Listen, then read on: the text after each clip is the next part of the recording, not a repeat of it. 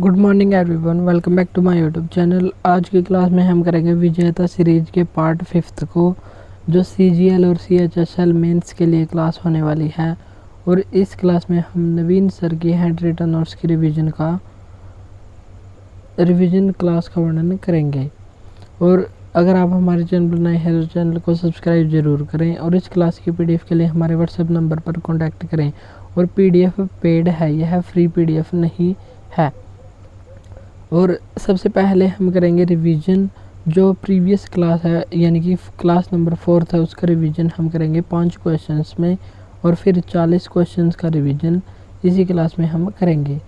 चलिए तो शुरू करते हैं हमारी आज की क्लास। निःशुल्क विधिक सहायता का वर्णन संविधान के किस अनुच्छेद में, अनुच्छेद 39A में, और इसे 42वें संविधान संशोधन के द्वारा जोड़ा गया था। और समान कार्य के लिए समान वेतन, ये है 39D में। वराह गुफा कहाँ पर स्थित है, ये तमिलनाडु में स्थित है। RBI के दूसरे गवर्नर कौन थे, तो ये थे टेलर। और पहले गवर्नर कौन थे, ओस्बोर्न स्मिथ। और तीसरे गवर्नर और पहले भारतीय गवर्नर ये थे CD देशमुख, जो 1943 से 1949 तक रहे थे। एकमात्र धातु कौन सी है जो तरल अवस्था में पाई जाती है, तो ये है Hg या मरकरी या पारा धातु। हल्दी का पीला रंग किस लवक की वजह से होता है,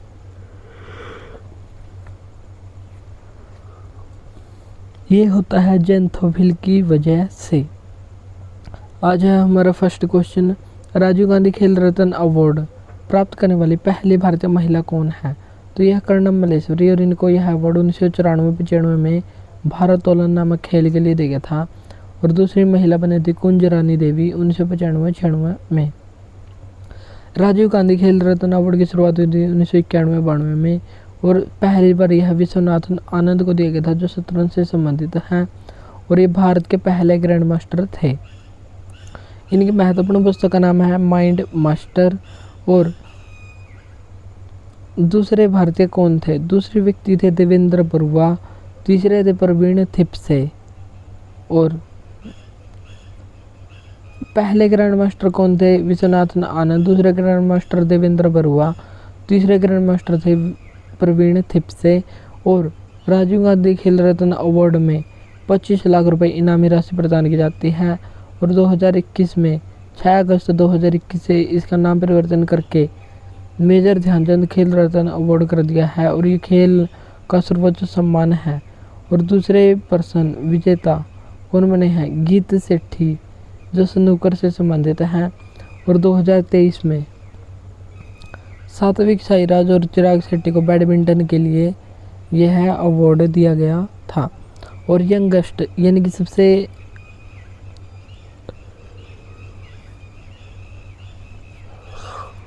सबसे कम उम्र में राजीव गांधी खेल रत्न अवार्ड का विजेता कौन बना है, तो ये 18 वर्ष की आयु में अभिनव बिंद्रा को दिया गया है शूटिंग खेल के लिए।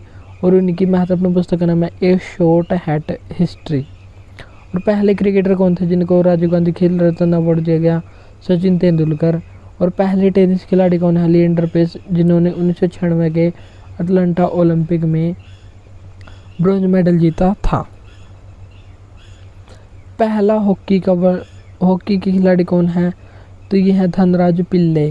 और पहले बैडमिंटन के व्यक्ति हैं पुलेला गोपीचंद। और पहली महिला बैडमिंटन से संबंधित ये है साइना नेहवाल। और पहले पैरा खिलाड़ी कौन है, देवेंद्र झांझर, ये जो भाला फेंक से संबंधित है। और पहली पैरा महिला खिलाड़ी ये है दीपा मलिक।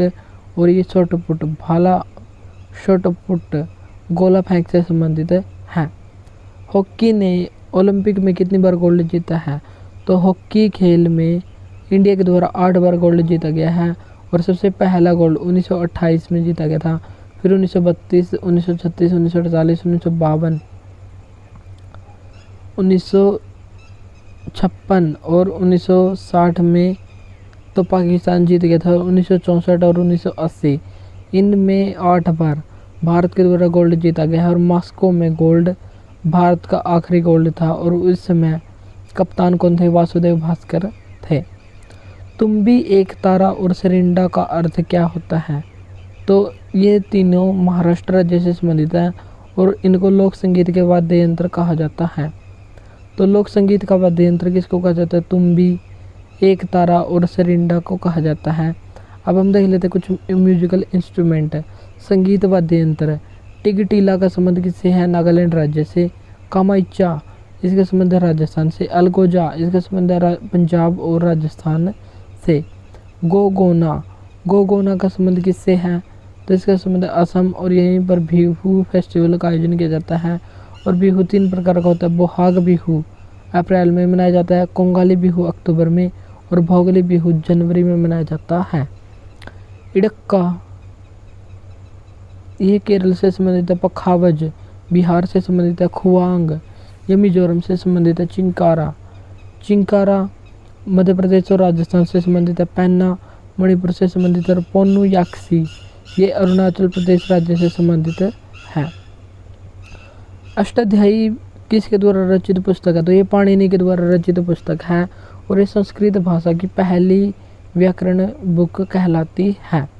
नाट्यशास्त्र के रचयिता कौन है? भरत मुनि। वृहत जातक इसके लेखक हैं वराह मिहिर। पंच सिद्धांतिका के राइटर कौन है? वराह मिहिर हैं और ये चंद्रगुप्त सेकंड के दरबार में थे। किरातार्जुनीयम के रचयिता कौन है? भारवी हैं। मालती माधव के रचयिता भवभूति। कर्पूर मंजरी के लेखक कौन है? शेखर। और बुद्ध चरित के लेखक कौन है? आशव घोष हैं। 8वीं अनुसूची में मूल संविधान में कितनी भाषाएं थी?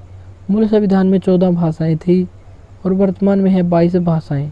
और मूल संविधान में जो 14 भाषाएं थी, 14 भाषाओं के बाद जो 8 नई भाषाएं जोड़ी गई वे कब कब जोड़ी गई और कौन कौन सी थी? तो 15वीं भाषा जोड़ी गई 21वें संविधान संशोधन के द्वारा, सिंधी भाषा। फिर 16, 17 और 18 नेपाली, मणिपुरी और कोंकणी ये जोड़ी गई 71वें संविधान संशोधन 1992 के द्वारा जोड़ी गई थी नेपाली, मणिपुरी और कोंकणी। फिर 92वें संविधान संशोधन के द्वारा 4 भाषाओं को एक साथ जोड़ा गया था और ये 4 भाषाएं थी बोडो, डोगरी, मैथिली और संथाली। इस प्रकार वर्तमान संविधान में 22 भाषाओं का उल्लेख किया गया है। भारत में क्लासिकल लैंग्वेज की संख्या कितनी है? तो भारत में क्लासिकल लैंग्वेज की संख्या वर्तमान में हो गई है 11 और 6 पहले होती थी। और ये 6 कौन कौन सी हैं? तो 6 हैं तमिल, तमिल सबसे पुरानी क्लासिकल लैंग्वेज है। फिर संस्कृत 2005 में बनी, मलयालम 2013 में, तमिल 2004 में और उड़िया 2014 में बनी। कन्नड़ और तेलुगु ये 2008 में क्लासिकल लैंग्वेज बनी। और अभी हाल ही में 5 नई भाषाओं को 5 अक्टूबर 2024 को क्लासिकल लैंग्वेज बनाया गया है और ये है पाली, प्राकृत, असमिया, बंगाली और मराठी को। वयस्क मताधिकार का उल्लेख संविधान के किस अनुच्छेद में? अनुच्छेद 326 में किया गया है। और 61वें संविधान संशोधन 1989 के द्वारा वोट डालने की आयु 21 से 18 वर्ष कर दी गई थी। 8वां मौलिक कर्तव्य कौन सा है? तो वैज्ञानिक दृष्टिकोण अपनाना 8वां मौलिक कर्तव्य है। और 9वां मौलिक कर्तव्य सार्वजनिक संपत्ति की सुरक्षा करना। 6वां क्वेश्चन है केंद्र की कार्यपालिका किस में निहित होती हैं? तो केंद्र की कार्यपालिका राष्ट्रपति में निहित होती है और ऐसा वर्णन संविधान के अनुच्छेद 53 में किया गया है। अनुच्छेद 52 इसमें राष्ट्रपति के पद के बारे में बताया गया है कि भारत के संविधान में एक राष्ट्रपति का पद होगा। अनुच्छेद 53 कार्यपालिका शक्ति राष्ट्रपति में निहित होंगी, यानी कि टेरिटोरियल पावर। राष्ट्रपति एक रबड़ के स्टैंप की तरह कार्य करेगा। अनुच्छेद 54 निर्वाचक मंडल के बारे में बताया गया है कि इसमें निर्वाचक मंडल में कौन कौन भाग लेंगे। और राष्ट्रपति के निर्वाचक मंडल में इलेक्टेड एमपी और इलेक्टेड एमएलए। इलेक्टेड एमपी जो निर्वाचित किए गए सांसद हैं और इनमें मनोनीत सांसद शामिल नहीं होंगे। और निर्वाचित विधानसभा के सदस्य यानी कि एमएलए और जो यूटी में विधानसभा हैं उनके निर्वाचित सदस्य राष्ट्रपति के चुनाव में भाग लेंगे। अनुच्छेद 55 निर्वाचन की पद्धति के बारे में बताया गया है कि राष्ट्रपति का चुनाव कौन सी चुनाव प्रणाली के द्वारा होगा। और राष्ट्रपति का चुनाव अनुपातिक प्रतिनिधित्व मत प्रणाली के द्वारा होता है। अनुच्छेद 56 राष्ट्रपति के कार्यकाल के बारे में बताया गया है और सामान्यतः कार्यकाल 5 वर्ष का होता है। अनुच्छेद 57 या अनुच्छेद 57 इसमें पुनः निर्वाचन के बारे में बताया गया है। यदि राष्ट्रपति चाहे तो दोबारा से चुना जा सकता है। जैसे भारत के एकमात्र राष्ट्रपति रहे हैं, जो भारत के पहले राष्ट्रपति थे डॉक्टर राजेंद्र प्रसाद, जो 2 बार राष्ट्रपति रह चुके हैं। अनुच्छेद 58 इसमें योग्यता के बारे में बताया गया है और राष्ट्रपति बनने के लिए योग्यता लोकसभा का सदस्य बनने की योग्यता होनी चाहिए। अनुच्छेद 59 इसमें दशाओं का उल्लेख किया गया है। अनुच्छेद 60 इसमें शपथ का उल्लेख किया गया है कि राष्ट्रपति को शपथ कौन दिलवाता है, सुप्रीम कोर्ट का मुख्य न्यायाधीश दिलवाता है। अनुच्छेद 61 महाभियोग की प्रक्रिया का उल्लेख किया गया है और महाभियोग की प्रक्रिया एक अर्ध न्यायिक प्रक्रिया है जो अमेरिका के संविधान से ली गई है और महाभियोग का प्रस्ताव किसी भी सदन से शुरू किया जा सकता है, लेकिन कंडीशन क्या है, 14 दिन पहले राष्ट्रपति को इसकी सूचना देनी अनिवार्य होगी। और अनुच्छेद 72 इसमें राष्ट्रपति की क्षमादान शक्ति का उल्लेख किया गया है। अनुच्छेद 143 इसमें सुप्रीम कोर्ट राष्ट्रपति से और राष्ट्रपति सुप्रीम कोर्ट से परामर्श ले सकता है, लेकिन कोई भी सलाह मानने के लिए बाध्य नहीं है। राष्ट्रपति के निर्वाचक मंडल में सदस्य कौन कौन से होते हैं, तो इसमें लोकसभा और राज्यसभा के इलेक्टेड एमपी और विधानसभा के इलेक्टेड एमएलए शामिल होंगे और इसमें नामांकित सदस्य भाग नहीं लेते हैं और एमएलसी जो विधान परिषद के सदस्य हैं, मेंबर ऑफ लेजिस्लेटिव काउंसिल, इसके सदस्य भी भाग नहीं लेते। और दिल्ली में 70 विधानसभा सीट हैं और पुडुचेरी में 30 और जम्मू कश्मीर में 90, तो इन सभी विधानसभाओं के निर्वाचित सदस्य भी भाग लेंगे। और 1997 से 2500 से 15,000 रुपये जमानत राशि जमा करवाई जाने लगी है। यदि कोई राष्ट्रपति पद का उम्मीदवार 1/6 वोट न प्राप्त कर पाए तो उसकी जमानत राशि को रद्द कर दिया जाता है। और वर्तमान में जमानत राशि कौन सी है, तो वर्तमान में जमानत राशि है 15,000 रुपये। और अनुवादक और प्रस्तावक पहले कितने होते थे, पहले 10-10 होते थे और अब हैं 50-50। राष्ट्रपति को कार्य अवधि समाप्ति के पूर्व भी पद से हटाया जा सकता है और इसका वर्णन किस अनुच्छेद में किया गया है, अनुच्छेद 61।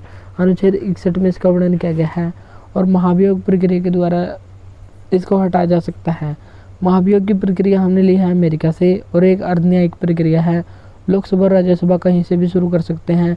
1/4 सदस्यों के इसमें साइन होने चाहिए और 14 दिन पूर्व नोटिस देना अनिवार्य होगा और किसी भी सदन से इसको शुरू किया जा सकता है और 2/3 बहुमत से पास होना अनिवार्य है। और यदि प्रस्ताव 2/3 बहुमत से पारित हो जाए तो राष्ट्रपति को अपने पद से इस्तीफा देना पड़ सकता है, लेकिन भारतीय राष्ट्रपति पर अब तक महाभियोग की प्रक्रिया लागू नहीं हो पाई है। वित्त आयोग का वर्णन संविधान के किस अनुच्छेद में किया गया है, अनुच्छेद 280 में किया गया है। और वित्त आयोग में 1 अध्यक्ष और 4 अन्य सदस्य होते हैं और इसका अध्यक्ष की नियुक्ति राष्ट्रपति के द्वारा की जाती है।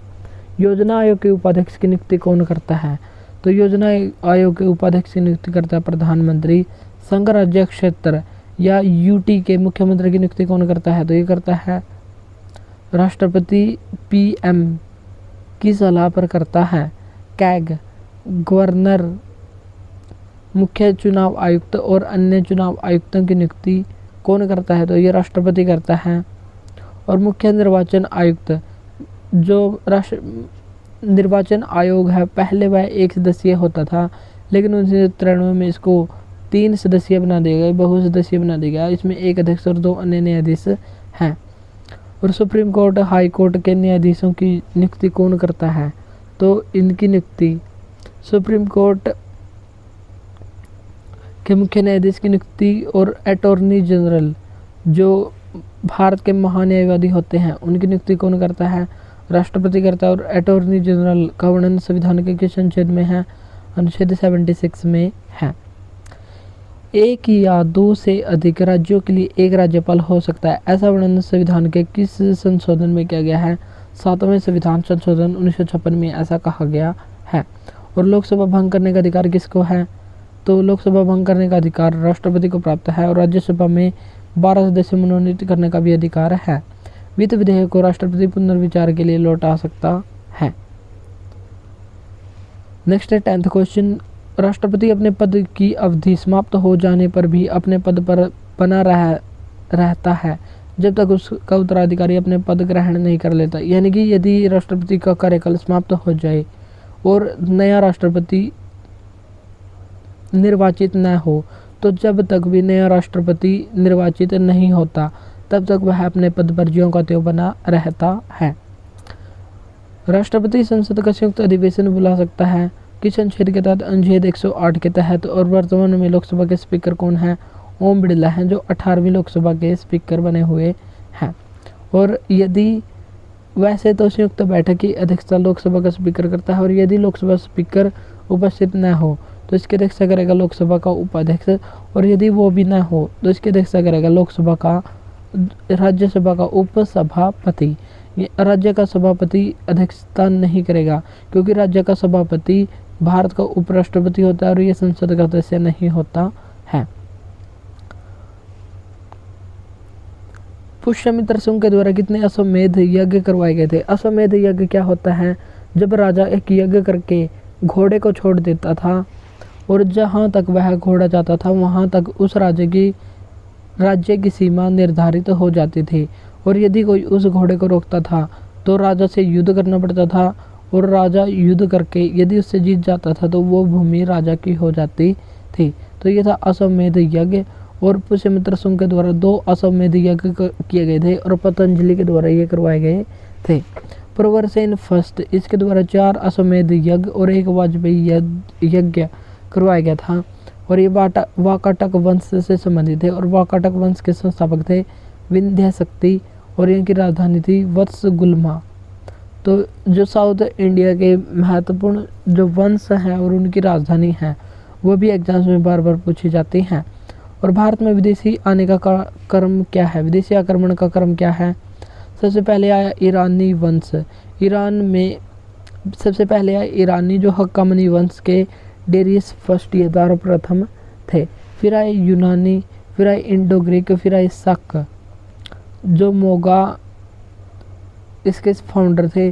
पहलव के फाउंडर थे मित्रेडिट्स, और कुषाण के संस्थापक थे कुजल कुडफिसिस। अरबी, पहला अरब आक्रमण किया 711 ईस्वी में मोहम्मद बिन कासिम के द्वारा सिंध पर।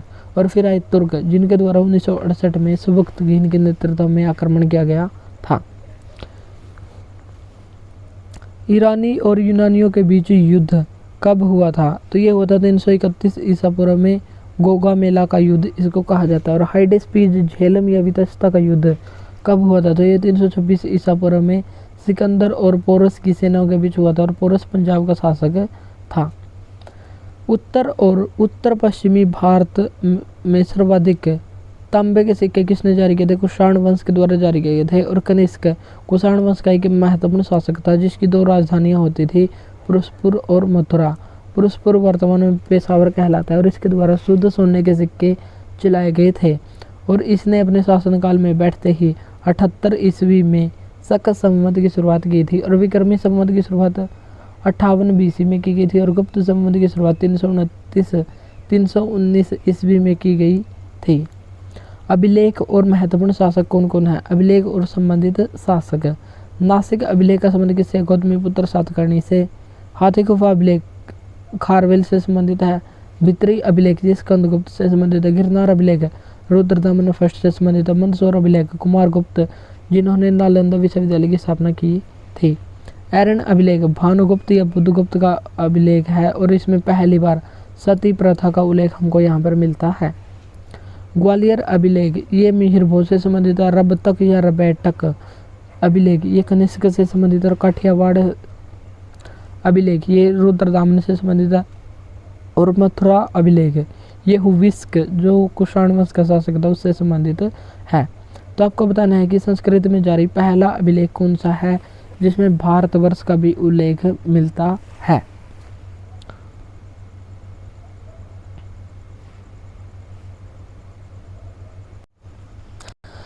क्वेश्चन नंबर 14, प्रारंभिक तमिल साहित्य में कितने ग्रंथ लिखे गए थे? तो प्रारंभिक तमिल साहित्य में 2 ग्रंथ लिखे गए थे, शिल्पाधिकारम और मणिमेखलम। तोलकाप्पियम ग्रंथ के रचयिता कौन थे? तोलकाप्पियर थे। और तिरुकुराल इसके संस्थापक या इसके रचयिता कौन थे? तिरुवल्लुवर थे। शिल्पाधिकारम का अर्थ क्या होता है? तो इसका अर्थ होता है कि नूपुर की कहानी, नूपुर या पायल की कहानी इसका अर्थ होता है। और इसके राइटर थे एलेंगो अदिगल। और एलेंगो अदिगल कौन थे? जो चेर वंश था, चेर वंश के शासक थे शेख गुटवन। और शेख गुटवन के भाई का नाम क्या था, एलेंको अदिगल था। इसमें एक कोवलम व्यापारी होता है और एक कनगी उसकी वाइफ होती है। और कनगी वाइफ को दक्षिण भारत की पार्वती भी कहा जाता है। और नेक्स्ट रचना है मणिमेखले, जिसके रचयिता हैं सतनार। और मणिमेखले में क्या होता है, कोवलम की प्रेमिका होती है माधवी, और माधवी और कोवलम की एक पुत्री होती है जिसका नाम होता है मणिमेखले। तो ऐसी स्टोरी यहाँ पर देखने को मिलती है। और शिल्पाधिकारम का सेकंड पार्ट मणिमेखले को माना जाता है। संगम साहित्य में किसका जिक्र मिलता है, तो संगम साहित्य में मुख्य रूप से 3 वंशों का जिक्र मिलता है, चोल, चेर और पांडे शासक। तमिल साहित्य के लिए कितने संगम हुए थे, तो तमिल साहित्य के लिए 3 महत्वपूर्ण संगम हुए थे और इनको मुचंगम के नाम से जाना जाता है। और पहला संगम हुआ था मदुरई में, दूसरा संगम हुआ था कपाटपुरम और यहीं पर तोलकाप्पियम नामक पुस्तक लिखी गई थी, और तीसरा हुआ था मदुरई में। विजयनगर साम्राज्य की राजधानी कौन सी होती थी, तो विजयनगर साम्राज्य की राजधानी का नाम होता था हम्पी, और इसकी स्थापना कब की थी, 1336 में हरिहर और बुक्का राय के द्वारा की गई थी। और यह तुंगभद्रा नदी के किनारे स्थित थी। और हम्पी के स्मारकों को यूनेस्को में कब शामिल किया गया था, तो इसका आंसर बताना आपको कमेंट बॉक्स में। और इसके लिए 2 ऑप्शन है, 1984 और 1986। तो राइट आंसर बताना आपको कमेंट बॉक्स में। विजयनगर साम्राज्य पर 4 वंशों के द्वारा शासन किया गया था, और ये 4 वंश कौन कौन से थे, तो ये 4 वंश थे संगम, सुलुव, तुलुव और अराविडु वंश। संगम वंश ने 1336 से 1485 तक शासन किया और इसके संस्थापक थे हरिहर फर्स्ट। और सुलुव वंश इसने 1485 से 1505 तक शासन किया। नरसिम्हा सुलुव इसके फाउंडर थे। तुलुव 1505 से 1570 तक वीर नरसिंह इसके फाउंडर थे। और अराविडु वंश 1570 से 1699 के बीच शासन किया था। और 1336 में विजयनगर साम्राज्य की स्थापना हरिहर और बुक्का नामक 2 भाइयों के द्वारा की गई थी।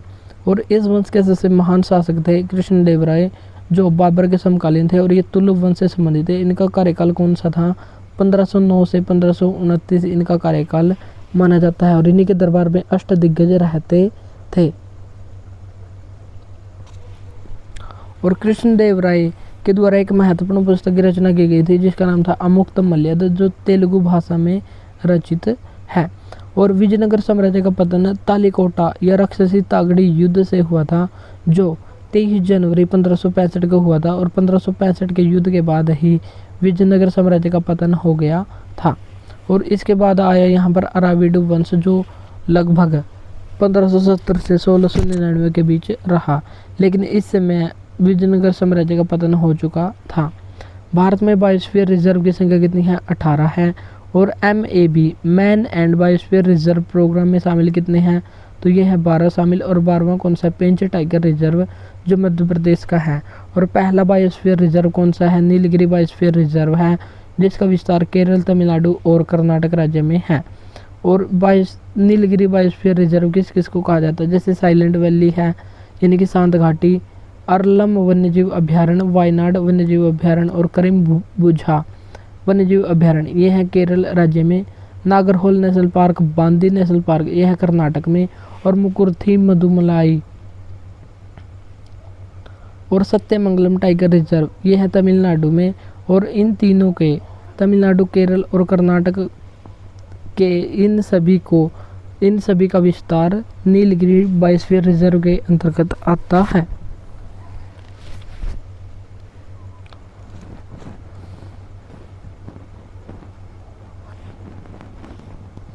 तो ये सभी नीलगिरी टाइगर रिजर्व और में मिलते हैं। ओजोन हैलो या ओजोन आभा मंडल की खोज किसके द्वारा की गई थी, ओजोन हैलो क्या होता है, ये ओजोन परत के घटाव या डिप्लेशन का कारण होता है। और इसकी मोटाई को मापने के लिए किसका यूज किया जाता है, डोप्सन इकाई का यूज किया जाता है। और ये अल्ट्रावायलेट बी किरणों से हमको बचाती है। जो सूर्य से आने वाली हानिकारक अल्ट्रावायलेट बी किरण होती हैं, यदि वो पृथ्वी पर सीधी आ जाएं तो इससे हमें स्किन कैंसर हो सकता है। तो उससे बचाने के लिए ये हमारे समताप मंडल में ओजोन परत मिलती है, लेकिन इसकी मोटाई लगातार कम हो रही है। और इसका कारण बताया है ओजोन हैलो के रूप में।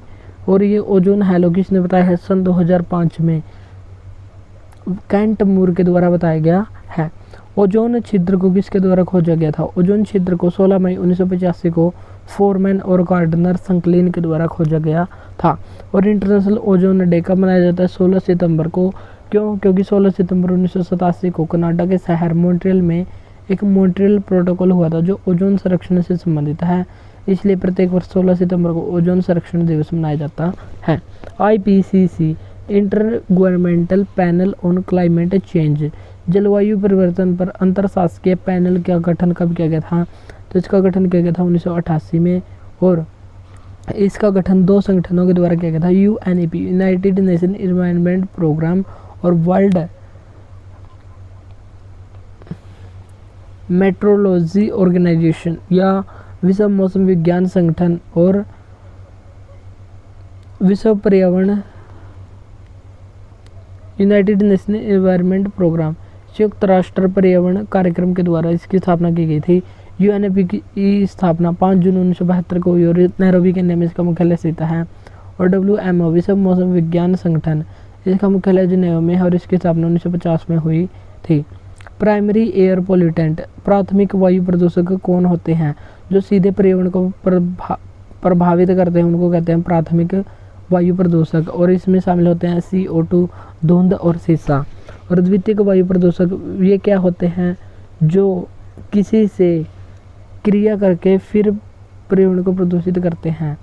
और द्वितीयक वायु प्रदूषक में आते हैं formaldehyde, NO2, nitrogen dioxide, SO3, sulphur trioxide, ozone और H2SO4। और सबसे ज़्यादा खतरनाक होते हैं द्वितीयक वायु प्रदूषक। और वायु संरक्षण से संबंधित अधिनियम किस वर्ष आया था? 1981 में आया था। जैव निम्नीकरणीय पदार्थ क्या होते हैं?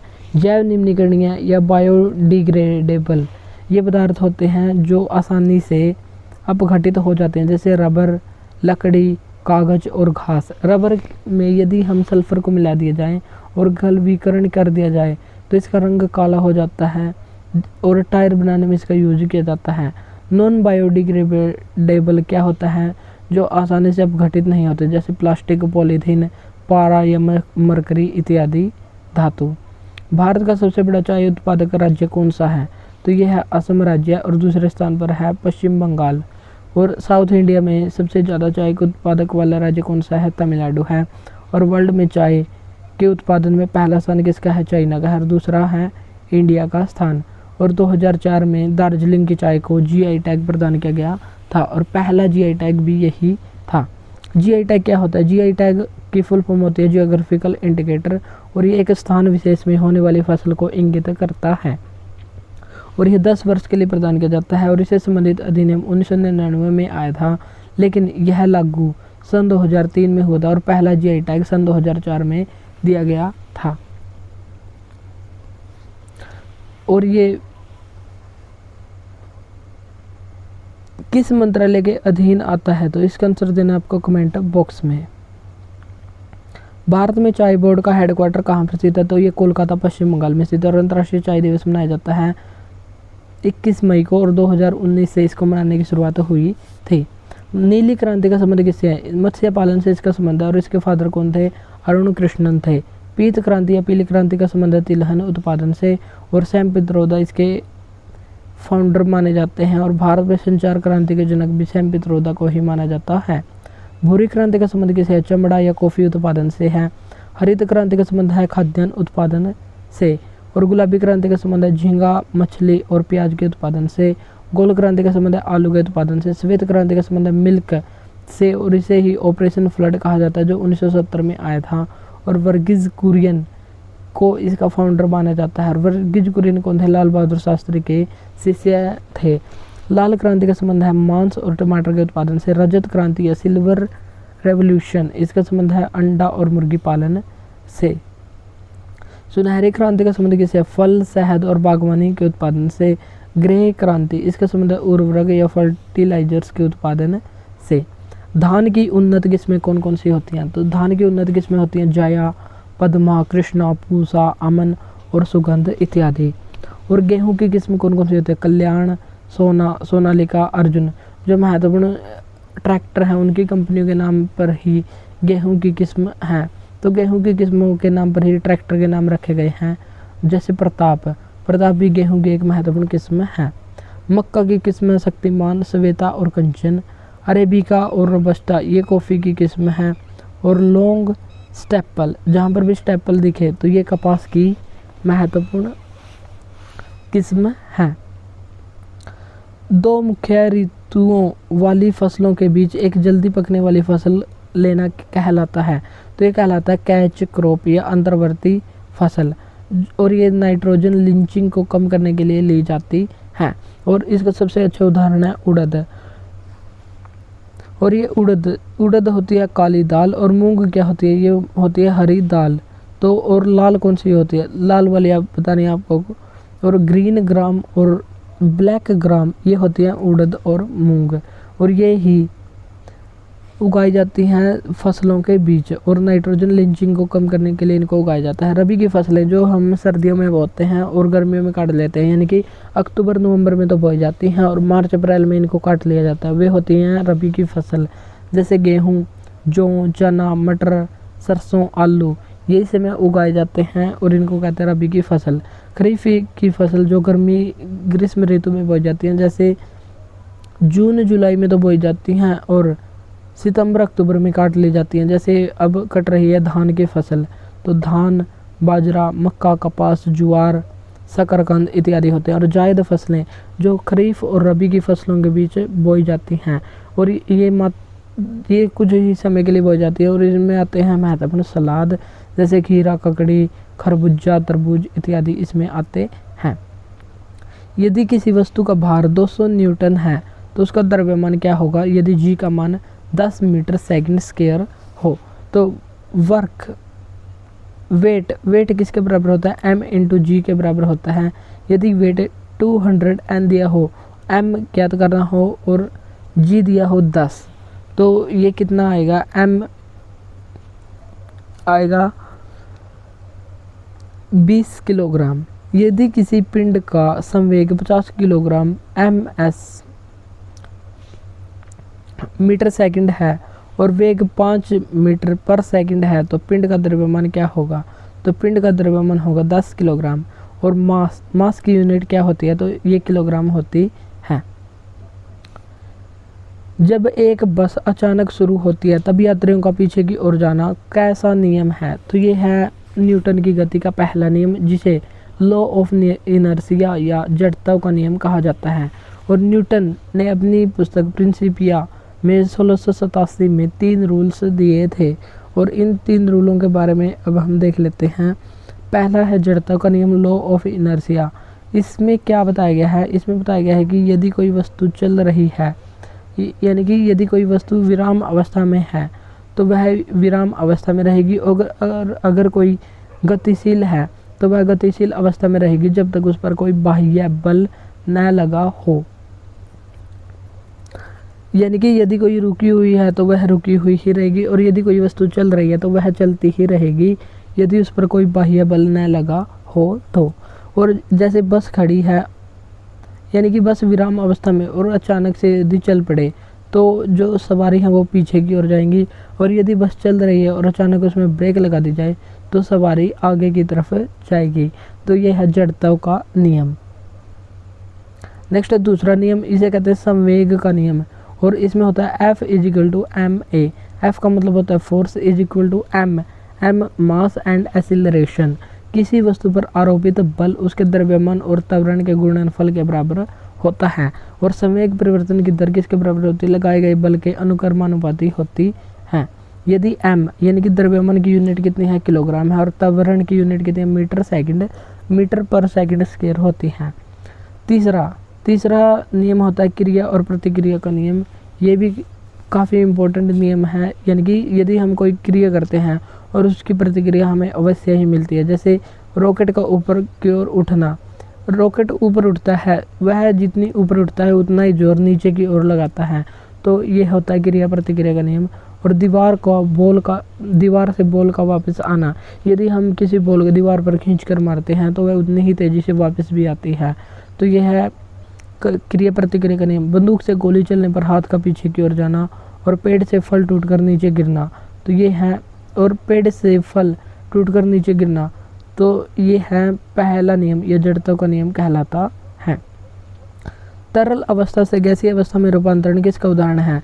यदि कोई वस्तु तरल अवस्था में है और यदि हम उसको गैस बनाना है, यानी कि अगर हमारे पास पानी है और अगर हम उसकी गैस बनाना चाहते हैं तो ये क्या कहलाएगी?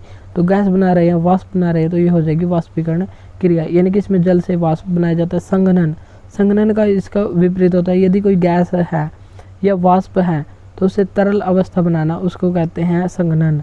कंडेंसेशन इसको कहा जाता है, और बादलों का बनाना इसका महत्वपूर्ण उदाहरण है। हिमीकरण, हिम का मतलब होता है बर्फ़, यानी कि द्रव से बर्फ़ बनाना या ठोस बनाना कहलाता है हिमीकरण। जैसे जल है, यदि हमें उसको बर्फ़ बनाना हो तो हम उसको फ्रिज में रख देंगे और कुछ समय बाद जब उसका टेम्परेचर लो हो जाएगा, कम हो जाएगा, तो वे बर्फ़ में परिवर्तित हो जाएगी और इसको कहते हैं हिमीकरण। फ्रिज इसको कहा जाता है। विलेय और विलायक का मिश्रण क्या कहलाता है? तो विलेय और विलायक का मिश्रण कहलाता है सॉल्यूशन या विलयन। और विलेय क्या होता है? सॉल्यूट, जिसको किसी के अंदर घोला जाता है तो वो होता है सॉल्यूट, जैसे नमक। और विलायक क्या होता है? सॉल्वेंट, सॉल्वेंट होता है जैसे जल, जिसमें किसी चीज़ को घोला जाता है। यदि हम जल में नमक को घोलें तो नमक क्या हो जाएगा? विलेय हो जाएगा। और जिसमें घोला गया है, जिसमें घोला जाता है, वो होता है विलायक। दो विलयनों की तुलना करने पर या हम आसान भाषा में कह सकते हैं कि जिस विलयन में विलेय ज़्यादा हो उसे कहते हैं सांद्र विलयन, और जिस विलयन में विलेय कम हो तो उसे कहते हैं तनु विलयन, यानी कि डाइल्यूट सॉल्यूशन। और सांद्र विलयन को कह लेते हैं कंसंट्रेट सॉल्यूशन। अब हम देखेंगे नेक्स्ट क्वेश्चन। एक विलयन में यदि पानी 320 ग्राम मात्रा में हो और 36 ग्राम लवण है तो द्रव्यमान परसेंट के अनुसार द्रव्यमान के संदर्भ में विलयन की सांद्रता क्या होगी?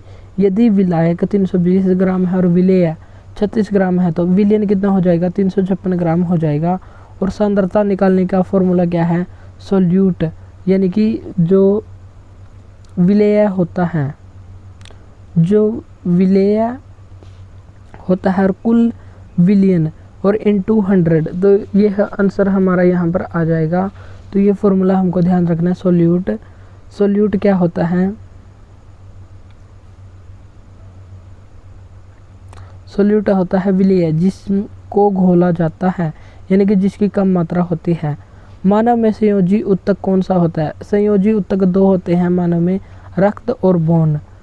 रक्त एक तरल संयोजी उत्तक होता है, तो ये भी संयोजी उत्तक होता है। बोन में ओसिन प्रोटीन मिलता है। पेशीय उत्तक के कितने प्रकार होते हैं? तो पेशीय उत्तक या मसल टिश्यू, इसके 3 प्रकार होते हैं। और ये 3 कौन कौन से? रेखित या ऐच्छिक उत्तक, जो हाथ पैर हमारे गर्दन में मिलता है। अरेखित या अनैच्छिक उत्तक, ये आइरिस, जो आंख का आइरिस होता है उसमें। और वृषण टेस्टिस में मिलता है। और हृदय पेशी, तो ये 3 प्रकार के पेशीय उत्तक मानव शरीर में मिलते हैं। पादप में भोजन का निर्माण किस क्रिया के द्वारा होता है? प्रकाश संश्लेषण क्रिया के द्वारा होता है। और पत्तियों में क्लोरोफिल होता है, और क्लोरोफिल में मैग्नीशियम धातु होती है। और फ्लोएम भोजन का वहन करता है। भोजन का वहन जड़ों, बीजों, फलों और विभुच्चकों तक करता है। और उत्तकों का अध्ययन कहलाता है हिस्टोलॉजी। और उत्तक 2 प्रकार के होते हैं, साधारण उत्तक और जटिल उत्तक। जटिल उत्तक भी आगे 2 प्रकार के होते हैं, जाइलम और फ्लोएम। जाइलम को कंडक्टिंग टिश्यू कहा जाता है, जो जड़ से पानी और पत्तियों से भोजन जो आता है उसको जड़ में एकत्रित कर लेती है और जड़ से बाकी पार्ट्स में इसको पहुंचा देती है। और यह एक जलरोधी उत्तक होता है जो लिग्निन की वजह से होता है। तो लिग्निन की वजह से यह जलरोधी होता है। फ्लोएम जाइलम प्रासरण या ओस्मोसिस दबाव से पानी को नीचे पहुंचता है। प्रासरण दबाव से पानी नीचे की ओर पहुंचता है। और फ्लोएम क्या होता है? तो पत्तियों के द्वारा जो बना खाना होता है उसको ट्यूब नलिकाओं के माध्यम से पौधे के अन्य भागों में पहुंचाना इसका मुख्य कार्य होता है। और इसमें ट्यूब्स या नलिकाएँ जो होती हैं वो सेल्यूलोज और पैक्टिन से निर्मित होती हैं।